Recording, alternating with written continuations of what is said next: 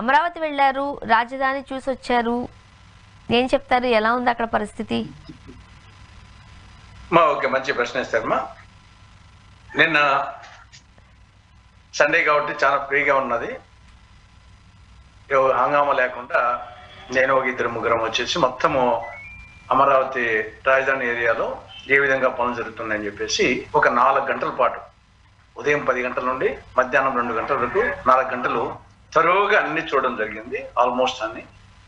దాంట్లో స్టార్టింగ్ ప్రధానమంత్రి గారు శంకుస్థాపన చేసినటువంటి ఉద్దండరాయనపాలెంలో 2015 అక్టోబర్ 22న విజయదశమి నాడు ఆయన శంకుస్థాపన చేసిన ప్రదేశం నుండి అక్కడ శిలాఫలకము, తర్వాత రాష్ట్ర వ్యాప్తంగా సేకరించిన మట్టి, నీరు, వాటిని చూడడం జరిగింది. ఎందుకంటే ప్రారంభం అదే కాబట్టి.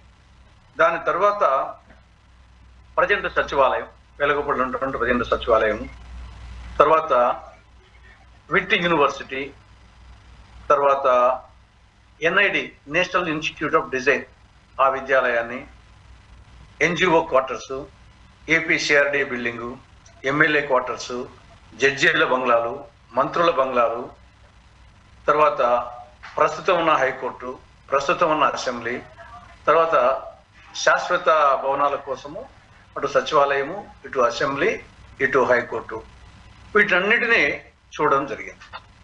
ఓవరాల్ గా నా అబ్జర్వేషన్ ఏమంటే, విభజన చట్టంలో సెక్షన్ 94 సబ్ సెక్షన్ 3లో రాజధానిలో ప్రధానమైన అంశాలు మెన్షన్ చేసింది రాజ్భవన్, సచివాలయము, అసెంబ్లీ భవనము, శాసన మండలి భవనము, హైకోర్టు, అదర్ ఇన్ఫ్రాస్ట్రక్చర్. దీంట్లో రాజ్భవన్కు సంబంధించి ఇంకా దాని ఆనవాళ్ళు కూడా లేవు. రాజ్భవన్కు సంబంధించి దానికి ఏమాత్రం వచ్చే ఆనవాళ్ళు కూడా లేదు.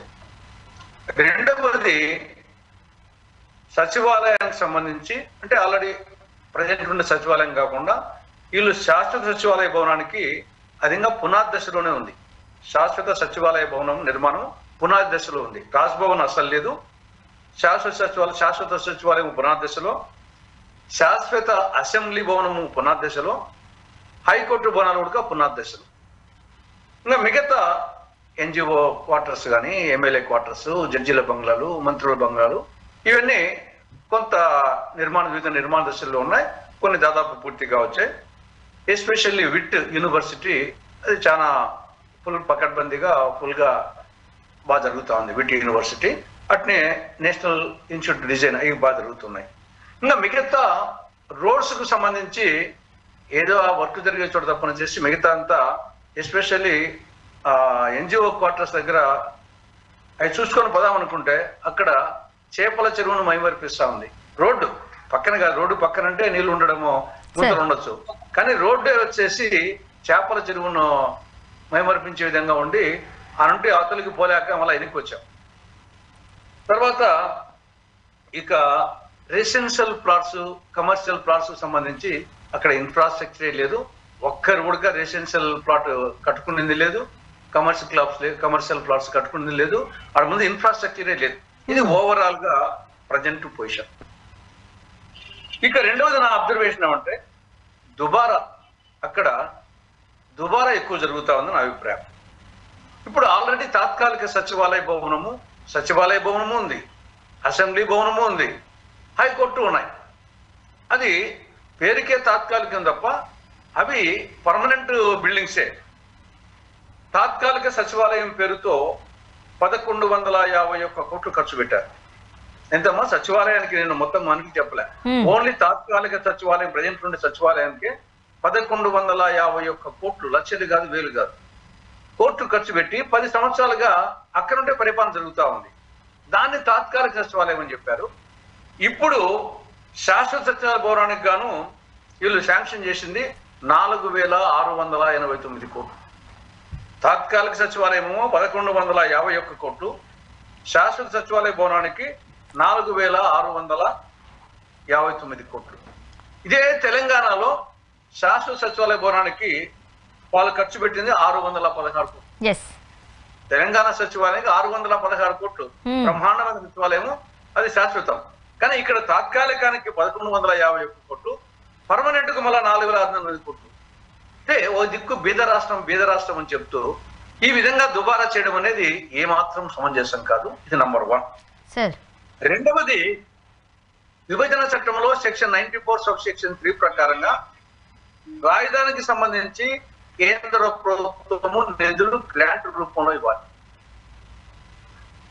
ఇది 11 సంవత్సరాలుగా మోడీ ప్రభుత్వమే ఉంది. గతంలో ఇక్కడ చంద్రబాబు ఐదేళ్ళు ఉన్నారు, జగన్ ఐదేళ్ళు ఉన్నాడు, ఇప్పుడు మళ్ళా కూటమి చంద్రబాబు వచ్చారు. కేంద్రంలో రాష్ట్రంలో వాళ్ళే చట్ట ప్రకారము కేంద్రం ఇవ్వాలి. కానీ ఇంతవరకు కేంద్రం ఇచ్చింది ఎంత? పిల్లికి భిక్షం వేసినట్లు కేవలం 1500 కోట్లు ఇచ్చింది. మిగతా అంతా అప్పు తెచ్చుకోమంటుంది. కాబట్టి గ్రాంట్ చట్ట ప్రకారము గ్రాంట్ ఇవ్వకుండా కేంద్రము మోసం చేస్తా ఉంది. కేంద్రం మీద ఒత్తిడి తెచ్చి గ్రాంట్ రాబట్టుకోకుండా గతంలో చంద్రబాబు ప్రభుత్వము, ఇప్పుడు చంద్రబాబు ప్రభుత్వము, మధ్యలో జగన్ ప్రభుత్వము, వీళ్ళు అసమర్థంగా చేతగాని దద్దమ్మ ప్రభుత్వాలుగా వీళ్ళు బిహేవ్ చేశారు. ఇది కేంద్రం నుండి తెచ్చుకోవాల్సిన నిధులు. ఇక మూడవది, అప్పు కేంద్రం నుండి గ్రాంట్తో నిర్మించాలి, లేక సెల్ఫ్ ఫైనాన్స్ తో నిర్మించాలి. చంద్రబాబు నాయుడు గారు ఏం చెప్పారు?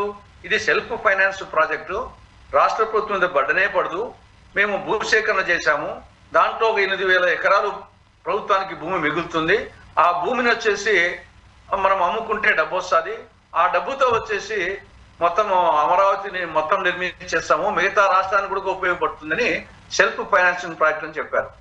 కానీ ఇప్పుడు రాజధాని పేరు చెప్పి అప్పుల మీద అప్పులు, సెల్ఫ్ ఫైనాన్సింగ్ లేదు, కేంద్రం నుండి గ్రాంట్ లేదు. రాజధాని పేరుతో ఇప్పటికీ మొదటిసారి 31,000 కోట్ల రూపాయలు అప్పు చేశారు. 31,000 కోట్ల రూపాయలు వరల్డ్ బ్యాంక్ నుండి 7,500 కోట్లు, ఏషియన్ డెవలప్మెంట్ బ్యాంక్ నుండి 7,500 కోట్లు, హడ్కో నుండి 11,000 కోట్లు, జర్మనీకి చెందిన KFI బ్యాంక్ నుండి 5,000 కోట్లు, మొత్తం 31,000 కోట్ల రూపాయలు అప్పు చేశారు రాజధాని పేరుతో. ఇప్పుడు ఇది చాలక మళ్ళా 32,500 కోట్లకు మళ్ళా ఇన్నింటి పెట్టారు. దానికి అదనంగా దాని కింద world bank, Asian development bank నుండి 14,000 కోట్లకు, నాబార్డు నుండి 10,000 కోట్లకు, NABFID బ్యాంక్ నుండి 7,000 కోట్లకు, ఆంధ్రప్రదేశ్ పవర్ ఫైనాన్స్ కార్పొరేషన్ నుండి 1,500 కోట్లకు, మొత్తం 32,500 కోట్లకు మళ్ళా ఇన్నింటి పెట్టారు. అప్పుడేమో 31,000 కోట్లు, మళ్ళా 32,500 కోట్లు, 63,500 కోట్లు. ఇంకా ఎంత పెడితే చేస్తారు? కాబట్టి విపరీతమైన రాజధాని పేరుతో చెప్పి రాష్ట్ర ప్రజల మీద అప్పు భారం మోపుతున్నారు. తర్వాత భూసేకరణ, అక్కడ రైతులు చాలా మంది ఈ యొక్క అదనపు భూ సమీకరణకు చాలా వ్యతిరేకంగా ఉన్నారు. ఈ ఇచ్చింది చాలక ఇప్పుడు ఇచ్చే 2015 నుంచి ఇప్పటికి 10 ఏళ్ళు అయితే మా రెసిడెన్షియల్ ప్లాట్స్ చూపించలేదు, కమర్షియల్ ప్లాట్స్ చూపించలేదు, అక్కడ ఇన్ఫ్రాస్ట్రక్చర్ డెవలప్ కాలేదు, ఒక్క ఇల్లు మేము ఇంతవరకు కట్టుకోవాలా. ఇది ఈ పరిస్థితి ఉంటే మళ్ళా అదనంగా మళ్ళా వచ్చేసి 44,677 ఎకరాల కోసం మళ్ళా అదనంగా సేకరించాలని ఇది ఒక దాని మీద పూర్తి చాలా అక్కడ రైతుల్లో, స్థానికంగా ఉండే రైతుల్లో పూర్తి వ్యతిరేకత ఉంది. మేము ఆల్రెడీ ఇచ్చిందే ఇప్పటికే 29 గ్రామాల పరిధిలో 29,442 రైతులు 34,829 ఎకరాలు ఆల్రెడీ ఇచ్చారు. దానికి తోడు ఇంకా ప్రభుత్వ భూమి, అట్ట భూమి ఉంది 18,950 ఎకరాలు. ఓవరాల్ గా రాష్ట్ర ప్రభుత్వం చేతిలో 53,745 ఎకరాలు భూమి ఉంటే అది చాలక ఇంకా అదనంగా 44,670 ఎకరాలకు కావాలని ఎప్పుడు అన్నారో ఆ నుండి అక్కడ రైతులు తీవ్ర వ్యతిరేకత ఉంది దాని మీద. మాకైతే ఇటు